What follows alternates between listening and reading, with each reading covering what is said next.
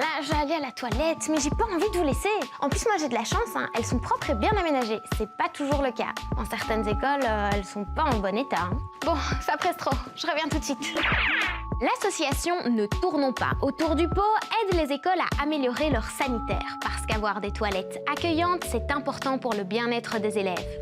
On se sent bien quand on est dans un endroit qui est accueillant, où on se sent respecté, parce que si on arrive dans des toilettes qui sont toutes sales, qui sont pas propres, qui sentent mauvais, etc., ça donne vraiment l'impression que c'est pas un endroit où on est à sa place. Donc ça, c'est un élément. Le deuxième élément, c'est une question de santé. Donc il y a des enfants qui parfois développent des problèmes de santé parce qu'ils vont dans des toilettes qui sont sales, qui sont pas bien nettoyées, et donc on peut avoir des problèmes d'infection urinaire. Mais aussi, on a des problèmes parfois qui se développent parce que les enfants ont peur d'aller aux toilettes, parce qu'ils n'y vont pas assez. Une planche, du papier, de l'eau, du savon, de quoi s'essuyer les mains, une porte qui ferme et de l'éclairage correct, c'est la base pour les toilettes selon l'association Ne Tournons pas autour du pot. Si chez nous les toilettes ne sont pas toujours au top, il faut savoir que dans certains pays, elles sont carrément inexistantes. Plus de 4 milliards de personnes, c'est-à-dire plus de la moitié de la population mondiale, vit sans accès à des installations sanitaires.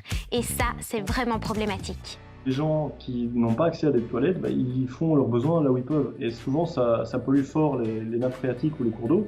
Et donc les gens boivent de l'eau qui est infectée, qui est malpropre, etc.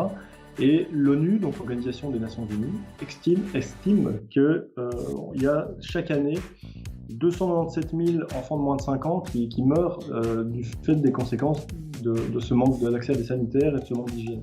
C'est pour sensibiliser les gens aux questions d'hygiène que le 19 novembre est la Journée mondiale des toilettes, qui était l'un de nos mots du jour.